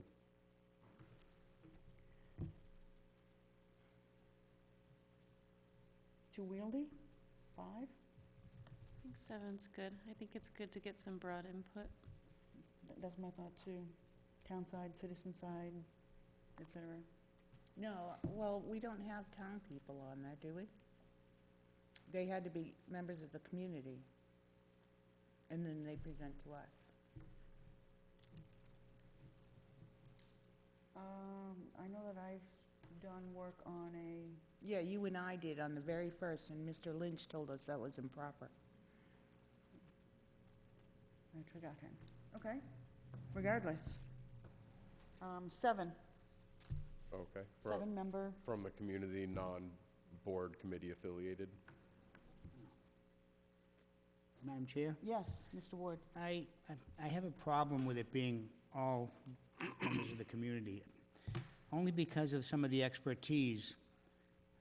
I would like to see at least a member from the school board, a member from the finance committee, and I don't know if we can put one of our own members on, but if we could, that would be fine.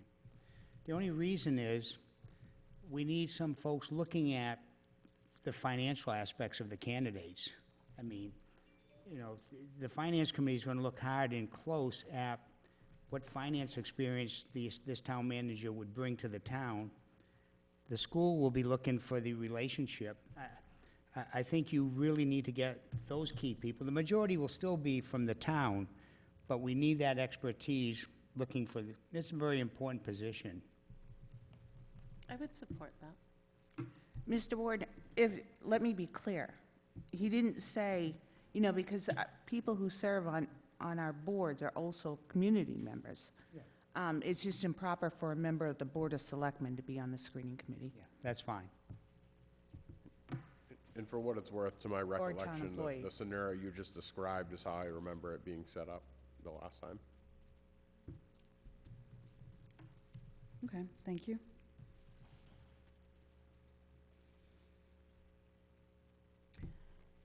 So we'll put out the word, solicit Mhm. letters of interest. Yeah. So are we going to ask for appointments of one from FinCom and one from school committee, and then 5 interested community members?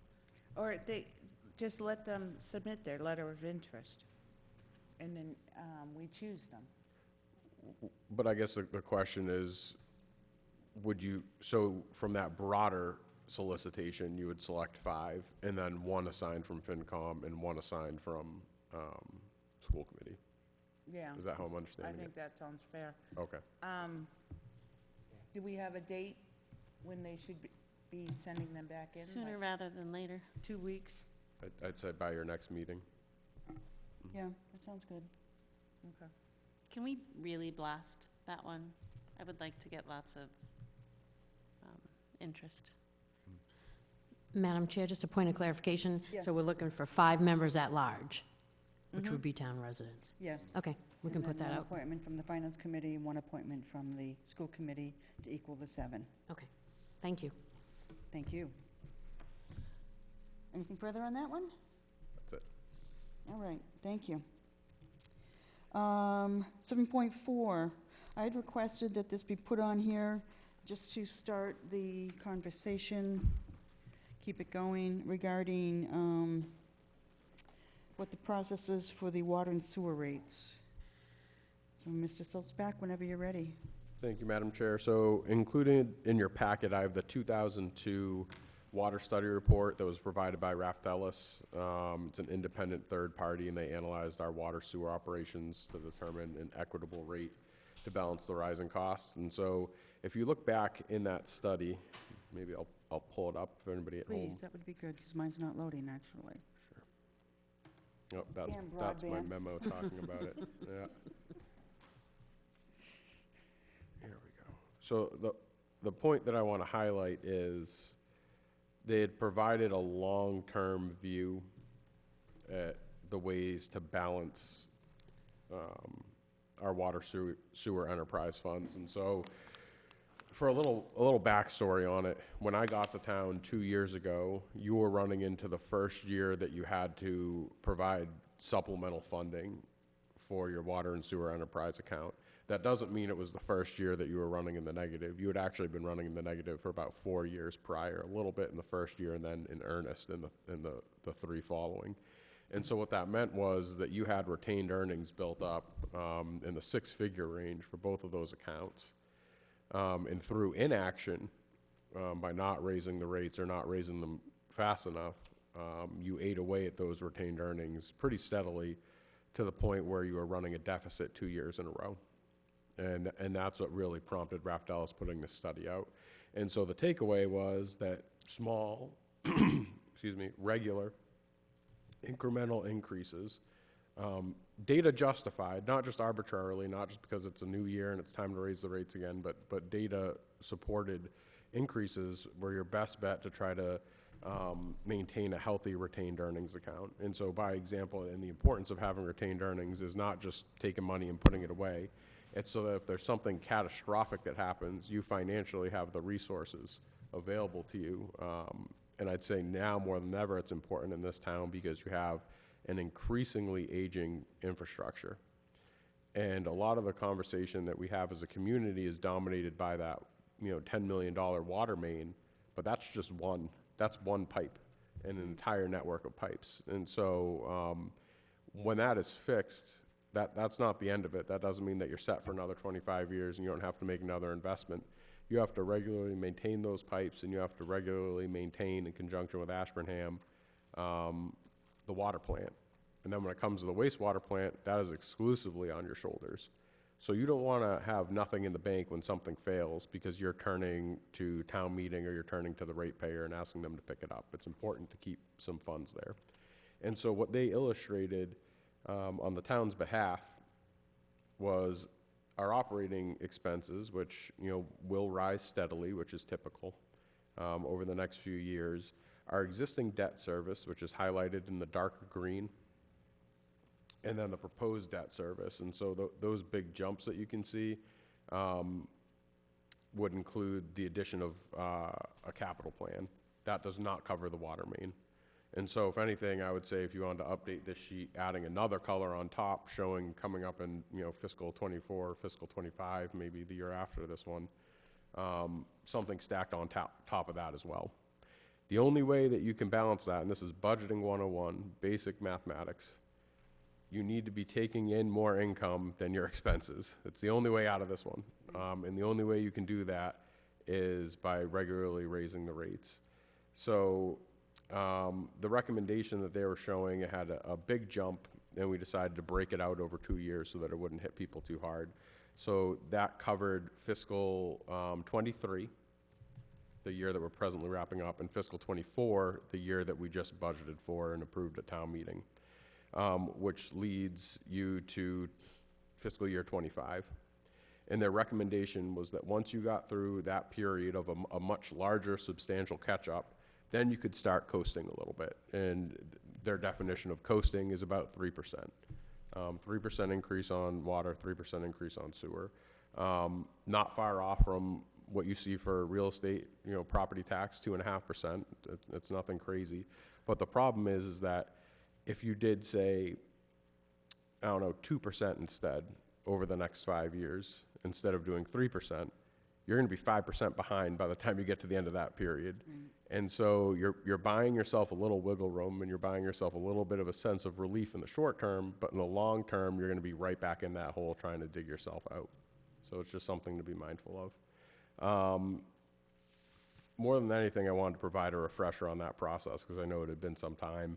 But I also wanted to put this study back out to the public to let them kind of better understand what we're looking at. We did look at blended rates. We talked about that a little bit. Yeah. And so what I'd like to, I think, bring forward at the next meeting, based on input that I receive from this evening, obviously, is a recommendation, data supported, showing the need for 3% increases recommended for fiscal year '25. But in addition, I want to start honing in on a realistic number to look at what you're going to need in terms of resources for that water main project. Because if you don't act on that, the $2 million that we fought pretty hard for from the state does go away. You do need to move forward on that, or you lose it. So, and we had talked a lot about some outstanding grants, some outstanding factors. We did hear from the Robinson Broadhurst Foundation, unfortunately, despite the recommendation of me, this board, and the entire community, they opted not to fund the water pipe. We can dig into that a little bit more too, about financially what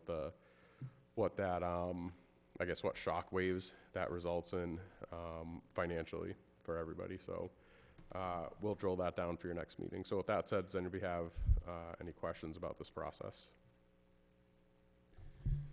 Thank you. Yeah, I'd asked Mr. Sosbach just to give us an overview this evening, bring it back to the forefront. Granted, we're just not even that into FY24, but we have a lot of discussion, a lot of thinking over the next X number of months to prepare for FY25. Madam Chair? Yes, Mrs. Anderson. The study is as good as it is, considering that they're the largest firm in the country that does this, and they work with Veolia, the largest water company in the country. But I've asked for the last 5 years for an audit of the water and sewer enterprise funds, and I've never gotten that. And I think without looking to see where that money has gone, that we can't make corrections like we should.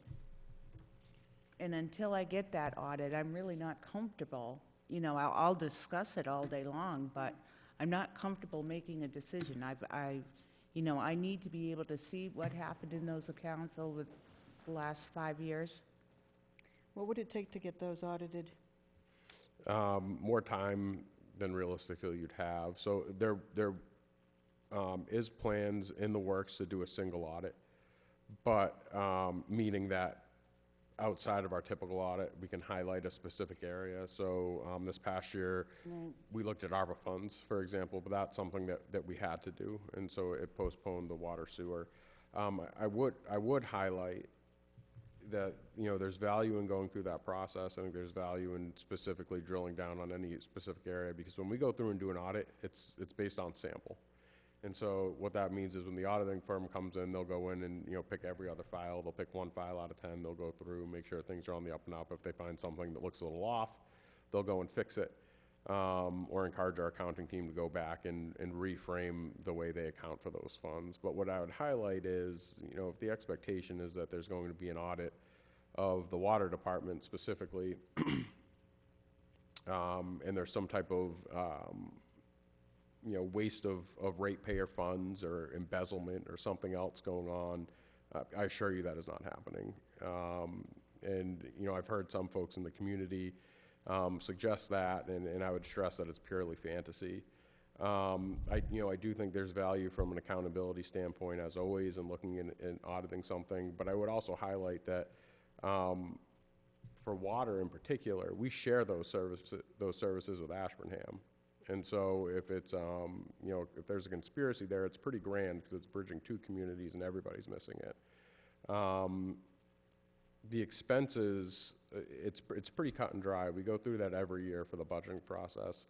A lot of what's driven the increases in expenses over the past couple of years has been chemical costs. And you can point at that. That's one specific item, chemical costs. Beyond that, labor costs, which is honestly reflective of labor shortages in every industry. But not much else. There's really not much else you can look at. They're not, you know, as much as you may not like it, you may not like the price tag, Veolia is not getting rich off us, off this contract. It's a small town contract. And we did actually go through the process of advertising, putting it out in RFP, and trying to see if there was somebody else that may be interested. And as a reminder to the community, no other firm came forward. The reason that they didn't come forward, and we had a few kick the tires on us, but they told us directly they can't make money in this town by running our operations, because we run things so tight as it is that financially it does not make sense for another company to come in and set up shop here, because they cannot turn a profit. So, you know, if you're looking for something, you know, from an audit that's going to point to anything, I think that points more than anything in an audit ever could, that we are not needlessly overpaying.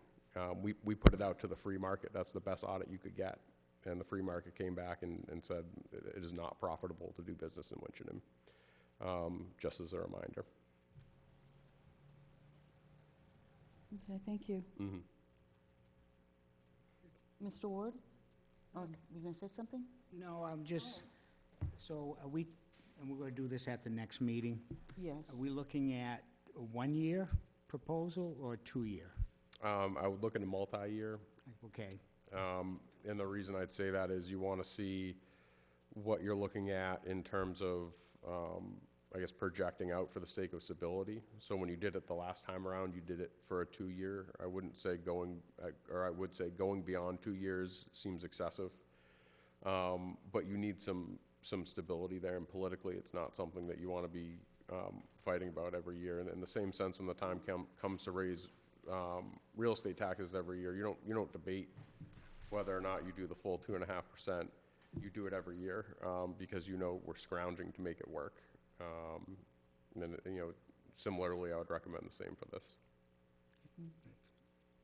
Mr. Croto? So the one thing I want to add, I've been doing this with the town on the water department for about 7 years now.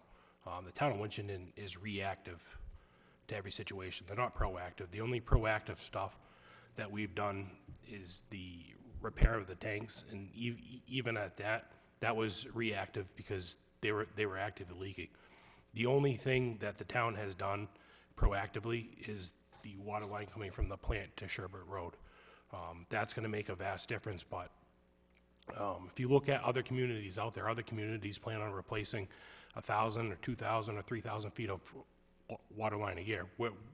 We're not doing that. We're fixing stuff as it breaks. That's where the money goes. So to have a little bit of money in the bank to say, all right, on Main Street this year, and that's just by example, we want to replace 1,000 feet of water line, that's looking into the future.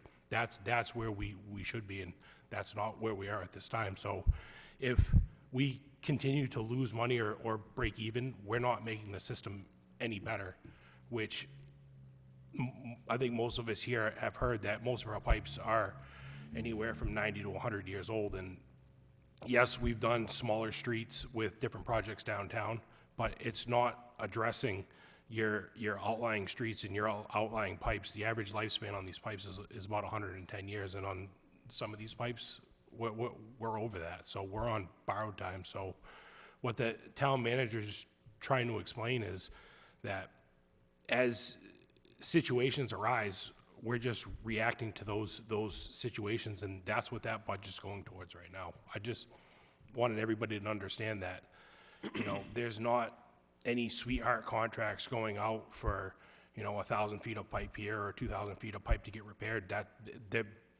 it doesn't exist right now.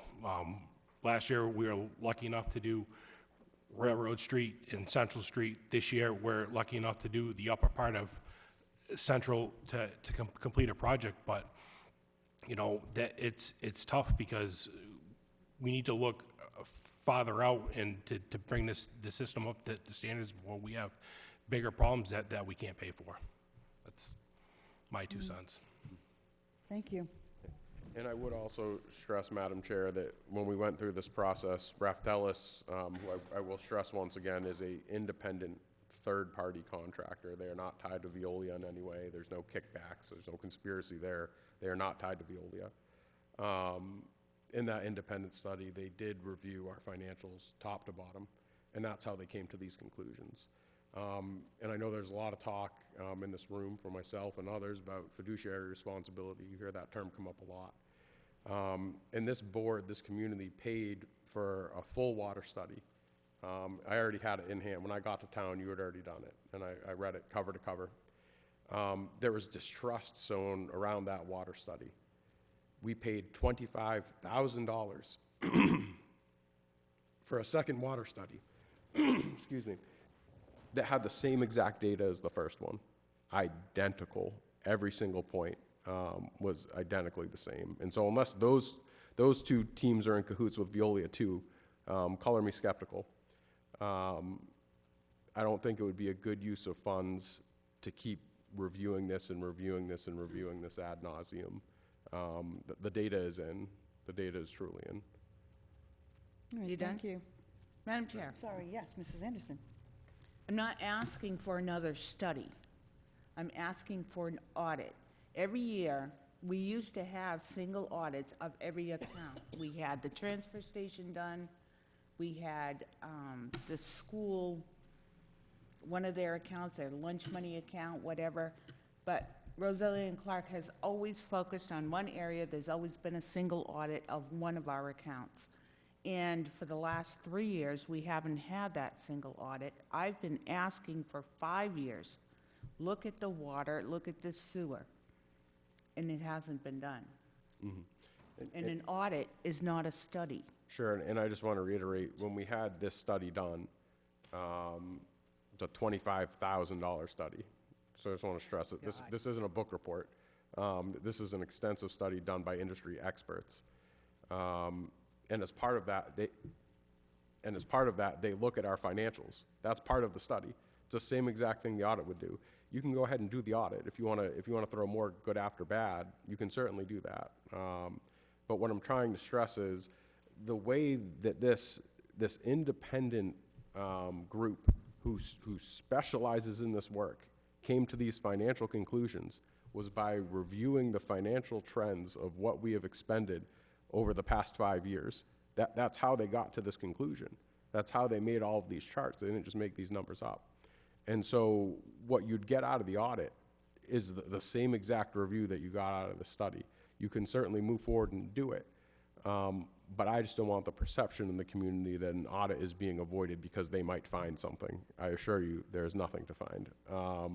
We're a public entity. Our books are wide open. And we had a full study done, not once, but twice. And the amount of time that we go back and forth on over much smaller sums of money, and how quickly we burned $25,000 for a second study that was identical to the first study, should be alarming. Anything further this evening? No. I know that we will be bringing this back. Anything else? No? All right. Thank you very much. We did 7.5, 7.6, review of the Board of Selectmen policies and procedures, introductory discussion. This is another Mrs. Daigle piece of work here. We had done in 2018 and then in 2019 to add a policy. We had updated our policies and procedures. There is a second document, administrative policies and procedures, that hasn't been touched. I think the last review was 13 for 10 years. So what Linda did is she went through it and added in additional policies that had been passed in the interim.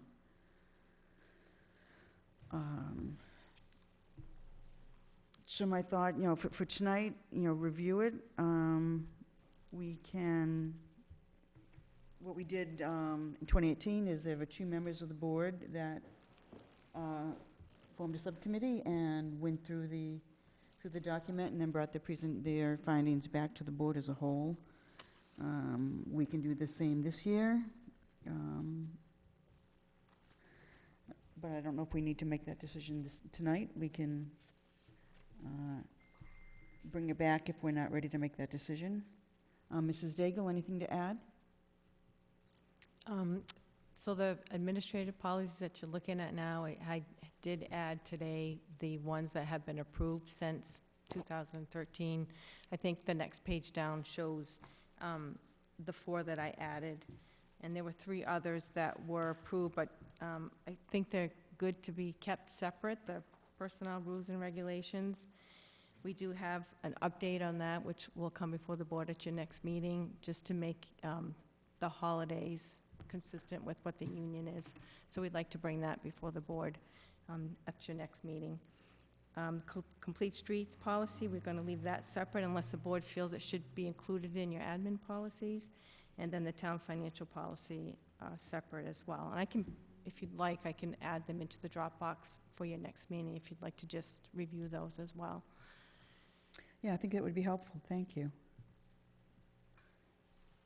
Pleasure of the board. Anything further this evening on this, or bring it back? I do want to bring back at one of our June meetings the public participation policies that we had begun discussion on prior to town meeting. So maybe we can put this all together on an agenda and come back and visit this within the next few meetings. How does that sound to the board? I would prefer to do it over the summer while we're slower. Okay. All right, well, thank you for the review. You're welcome. Okay, that takes care of new business. No old business, town manager's report. Mr. Solzback, whenever you're ready. Thank you, Madam Chair. We've started the year-end transfer process and continue to keep an eye on the budget as fiscal year '23 comes to a close. We have about 5 weeks left, and a couple lines are looking tight, but we're in pretty good shape. On the personnel side of things, we wanted to welcome Tara Rivers as our new part-time planning and development clerk. So we are officially fully staffed. For project updates, the amphitheater has hit the punch list phase and is on target for completion by the June 10th grand opening date. Thanks to our staff that have been working so hard on that. A pre-construction meeting is taking place this Wednesday virtually for the old Murdoch restoration project, and work will kick off on site in June. A contractor has been secured for the Town Hall Cupola project, with work to be completed before the end of the fiscal year. And site remediation for the 4 Summer Drive property will be taking place over the coming weeks, so keep an eye on that. We have been coordinating with the folks at Bullspit, because that's going to require them to move some of their outdoor things around as we go through and do that work. And then on the miscellaneous side of things, annual town meeting was a great success with all articles passing, and a special thanks to our clerk's office and Don O'Neill for all the work that goes into setting up and breaking down annual town meeting. And I think the time has come to maybe investigate some new microphones. So I'll give a note to Don just to price them out, because those are horrible. Thank you.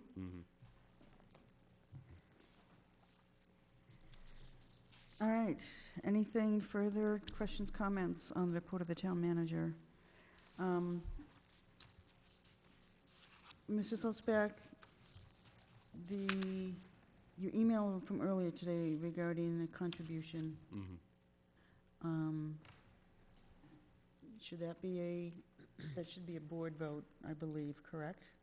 It could be if you'd like it to be, and Can I we can. expend without it? Yep, so I can just run through that real quick. So, as a dry run, I guess, for the amphitheater, and to make sure all the equipment's working, audio, visual, there was a good idea from Tiffany, actually, and the rec committee to have a staff appreciation day, and so there's gonna be a screening of a movie down there for staff. Wachusett will be down there. There'll be beer available for purchase, and that's covered under our insurance. And additionally, there'll be some refreshments, sodas, and popcorn and things that I'll be paying for out of pocket. But we had asked that the Board of Selectmen, out of their contingency budget, pay for the licensing fee for the film, which comes to $375 if they're up for doing that. Thank you. Questions, comments from the board? I had emailed, Madam Chair, I support making a contribution. Thank you. Is that a motion? Sure, yes, so moved. Thank you. Just so the current balance in that account in our contingency budget is $3,000. So there are funds in there to cover this. We have a motion. Is there a second? Second. Thank you. Any further discussion? Seeing and hearing none, all in favor say aye. Aye. Chair votes aye. Hopefully there won't be any bugs or very little ones. Thank you. All right, we have 2 sets of minutes this evening. The first is our joint meeting with the Finance Committee from March 30th, 2023.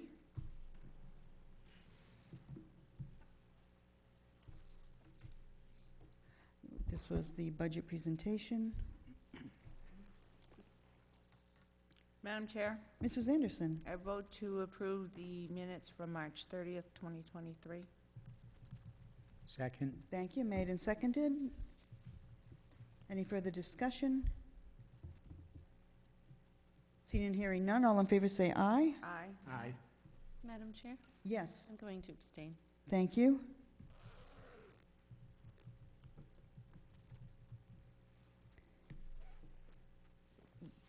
Did you vote? Yeah, I did. Yep, that's fine. You can do that even though you weren't there. Okay, thank you. And then we have a regular meeting minutes of May 8th, 2023. Madam Chair, Mrs. Anderson? I'll make a motion to approve the meeting minutes from May 8th, 2023. Second. Thank you. Made and seconded. Any further discussion? Seeing and hearing none, all in favor say aye. Aye. And the chair votes aye. I do have one item under communication. I received an email, oh, wrong email, asking if the Board of Selectmen would be interested in marching in the parade at the summer solstice. So I wanted to mention that to everyone. That's the 17th? Yes. What time is the parade? Usually like 11? Noon. It's a Saturday. Came from Amanda. Which day? The 17th, which is a Saturday, the summer solstice. Yeah, I won't be, when's that, June 17th, okay. I'm not sure. If it's not any later than normal, I can. Yeah. I have an event that night, but. Right. All right. We've done it before, remember when we rode the, maybe we can get the fire truck out again. Yeah, I don't want to do it again. So I will reply that yes, not sure who will be there, but they'll be represented, the board will be represented. All right, thank you very much. Our next regular meeting is going to be on June 5th. This evening, we do have executive session. I move that we enter into executive session, Mass General Law 30A, Section 21A, Number 2, to discuss strategy sessions in preparation for negotiations with non-union personnel and to conduct collective bargaining sessions or contract negotiations with non-union personnel. Subject is town manager, and to reconvene an open session for the sole purpose of adjournment. Second. Thank you. Made and seconded. Roll call vote. Mrs. Blanchard? We have to do this as a roll call vote. Yes. Aye, okay. Mr. Ward? Aye. Mrs. Lapointe? Aye. Mrs. Anderson? Aye. Chair votes aye. We are in executive session at 8:32.